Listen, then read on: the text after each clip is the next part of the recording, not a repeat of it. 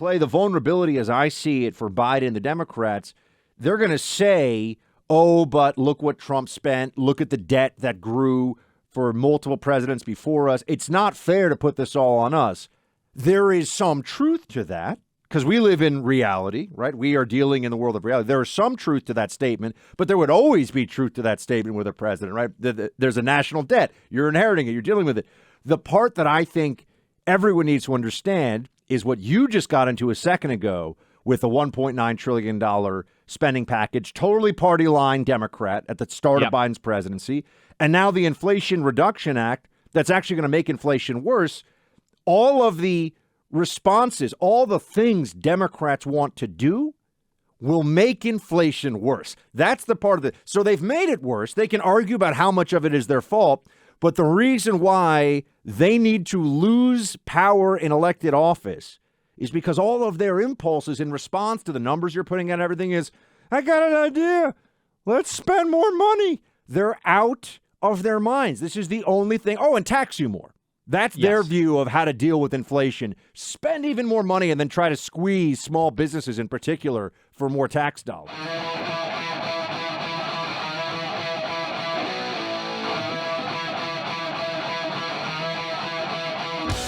We have got so much to dive into, but we begin with the pain of Joe Biden's continued failure in economic policies. Remember when James Carville said in 1992, it's the economy, stupid? I would say to everyone out there that is gearing up for the midterms, everybody who is in competitive races, it's the economy, stupid. New numbers out on inflation, and they are not good at all. Worse than expectations, still over 8%.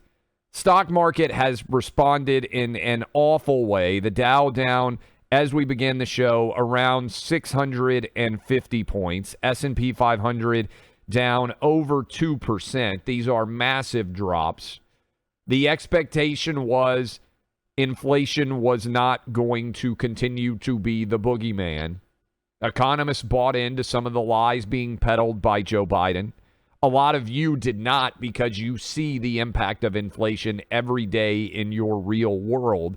Many people have just used gas prices as a proxy of inflation. Unfortunately, there are many things that are wrong with this current economy.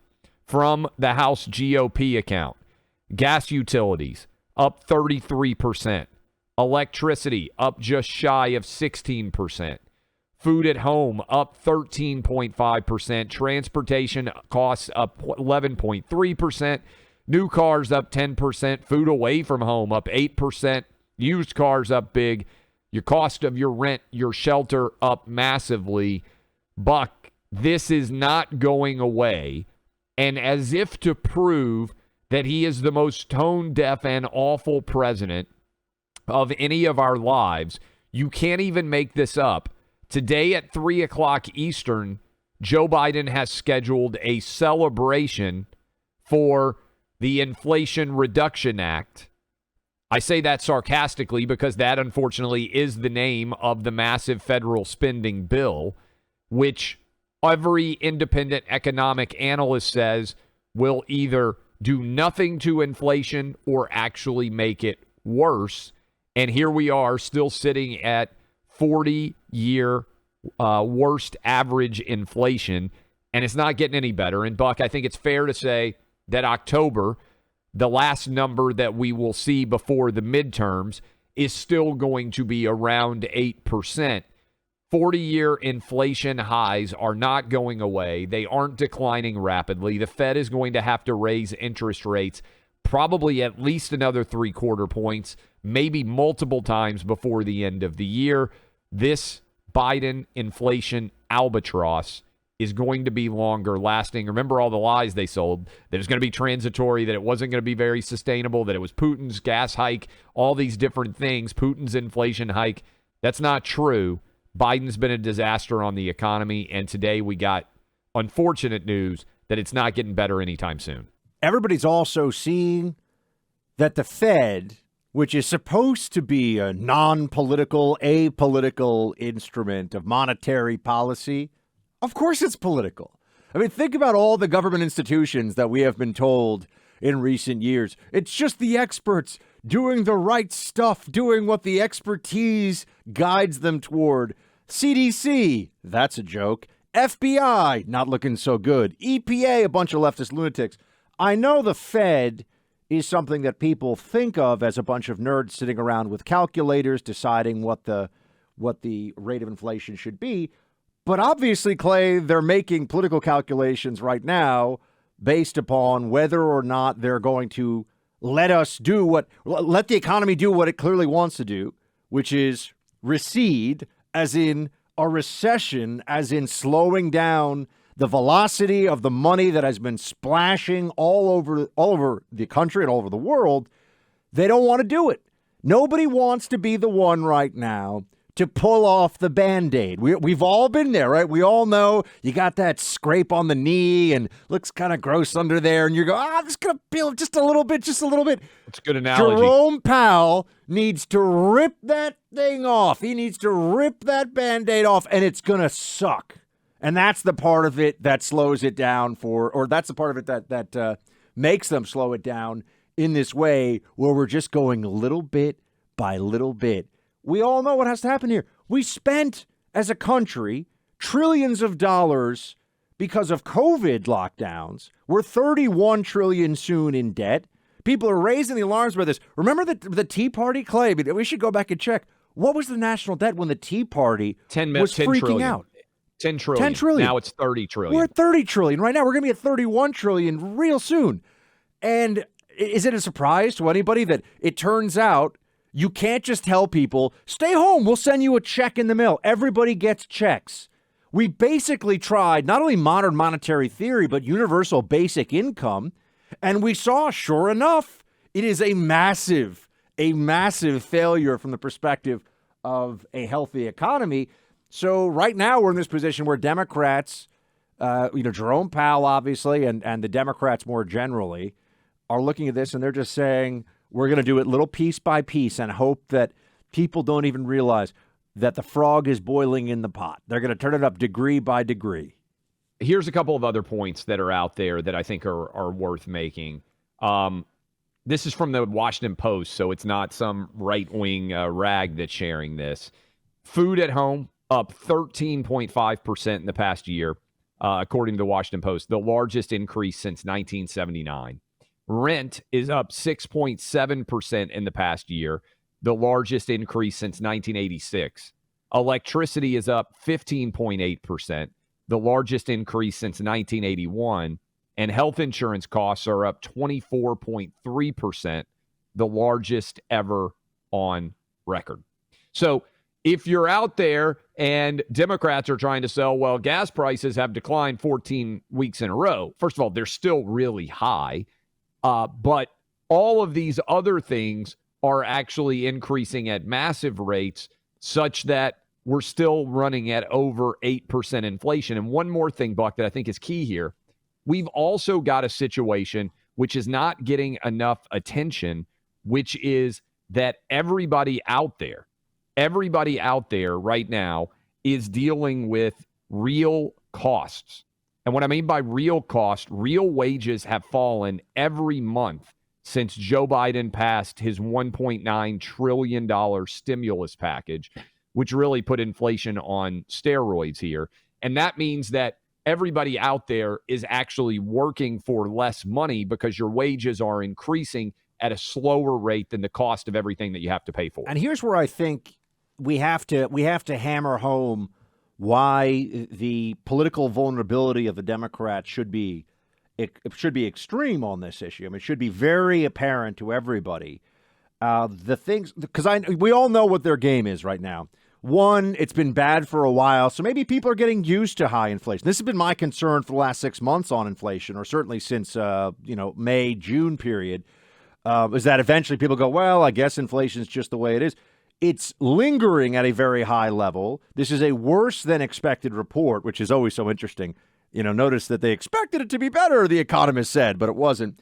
But, Clay, the vulnerability as I see it for Biden and the Democrats, they're going to say, oh, but look what Trump spent. Look at the debt that grew for multiple presidents before us. It's not fair to put this all on us. There is some truth to that because we live in reality, right? We are dealing in the world of reality. There is some truth to that statement, but there would always be truth to that statement with a president, right? There's a national debt. You're inheriting it. You're dealing with it. The part that I think everyone needs to understand is what you just got into a second ago with the $1.9 trillion spending package, totally party line Democrat at the start of Biden's presidency, and now the Inflation Reduction Act that's actually going to make inflation worse. All of the responses, all the things Democrats want to do will make inflation worse. That's the part of it. So they've made it worse. They can argue about how much of it is their fault, but the reason why they need to lose power in elected office is because all of their impulses in response to the numbers you're putting out, everything is, I got an idea. Let's spend more money. They're out of their minds. This is the only thing. Oh, and tax you more. That's their view of how to deal with inflation. Spend even more money and then try to squeeze small businesses in particular for more tax dollars. Yeah, and what this becomes, unfortunately, a truism. And if you're out there and you're saying, okay, well, we're in a big hole. How do we get out of it? Well, you don't get out of it by digging a deeper ditch. And again, they're going to brag today in one of the most ill-timed, awkward, tone-deaf political moves that I can remember in modern memory. Buck, they're hosting a celebration at the White House today for what they're calling the Inflation Reduction Act. And it's unfortunate. Each of those seats in Georgia probably cost the American taxpayer $1 trillion or more, right? Because if Republicans had won either of those seats in the special election in Georgia in January of 21, leave aside the election of 2020 and just focus on January of 21, the runoffs in Georgia, I think there's a strong likelihood that we would have probably not passed the 1.9 trillion, certainly would not have passed this 800 billion Inflation Reduction Act, probably don't pass anywhere near as much infrastructure. In other words, that was each of those seats cost every American taxpayer around $1 trillion. And this is why, which is wild to think about. When we talk about the margins and the size of this audience that we're speaking to every day nationwide, this audience that Rush built over decades, we think about the impact that all of you listening to this can have. And this audience, if you are listening to this, has the ability to change the outcome in your state and for the country when it comes to the Senate, when it comes to the House. Don't be lulled into some sense of, oh, but the numbers are so big and it's such a large country and somebody else will show up and vote. Georgia, what was the final tally? I mean, we're talking about 10,000 votes, give or take. Arizona, you look at the final tally. Pennsylvania, what was it, about 40,000 or so in Pennsylvania? These are tiny margins. There are more people than that listening in each of those states right now. You have to remember, folks, that the media narrative right now is going to be trying to convince you to be demoralized, and also there's so much cynicism. I mean, Clay, to call it the Inflation Reduction Act is essentially the Democrats saying, we think the media, which is 95% in the news media Democrat-dominated, is so in the tank for us. And we also, the Democrats believe that voters are so inept that they can just call something the Inflation Reduction Act and people will vote for them saying, oh, I think they're going to deal with inflation. It's really deeply cynical. Imagine the audacity of having a celebration today on the day where we're setting records in the cost increases in many different products out there. I mean, you've never had to pay more for groceries, at home eating, going all the way back to 1979. And many of our listeners, Buck, you weren't even born. I was a baby the last time things cost this much. Yeah. Buck's a millennial. I was born in 79. Clay was riding chariots to school. It was a long time ago. This is how crazy it is. I saw Jim Jordan, our buddy, just tweeted, I couldn't even drive a car the last time that grocery prices were this high. And they're going to celebrate that today at the White House? And it's not getting better anytime soon. That's the other part of this. Everybody who knows anything about the economy is telling everyone who will listen, inflation's going to remain stubborn. Jobs are probably going to start getting hit, start getting cut soon. And it's just a question of, can they expand the correction, as in the recession, so much that people don't even really notice what's going on politically, even though they're noticing it in their paycheck, in their workplace, in their 401ks. According to the latest Consumer Price Index report, the year-over-year inflation rate slowed from 8.5% in July to 8.3% last month. This comes ahead of a key Federal Reserve meeting next week where policymakers are expected to announce another interest rate hike. With us now to break things down, co-anchor of CNBC's Squawk Box, Andrew Ross Sorkin. Andrew, as the number crossed, I was like, wait a second. Gas prices are way down. Yep. Interest rates are up. Like, I know it slowed a little bit, but this seems like still hot. Really, it's a hot number. And obviously, the markets agree. I mean, futures down about 2%, right?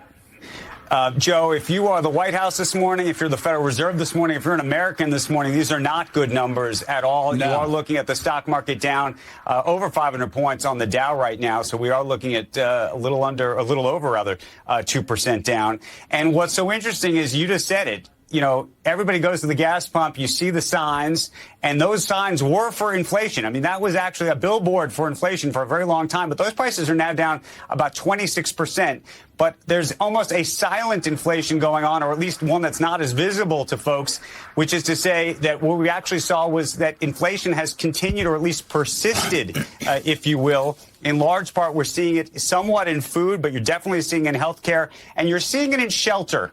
Not so much necessarily because the price of homes has risen. In fact, they've stayed steady, but you're seeing it in rent across the board, and you're seeing it in wages. And you think the wages, that would be good, but in certain cases that becomes its own conundrum. What does all this mean? It means one thing. It means the Federal Reserve is going to continue to raise interest rates.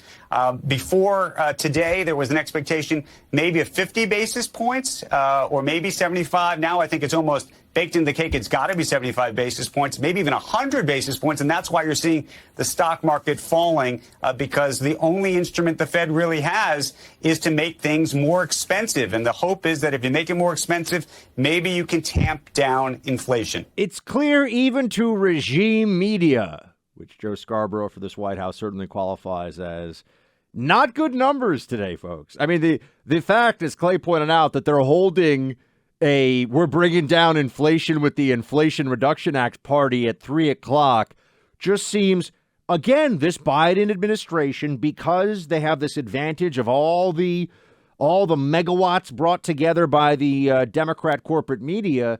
Clay, they seem to be the kid who doesn't do the homework, stands in front of the class, gets everything the teacher asks wrong, and then wants a candy, then wants a pat on the head. They planned this.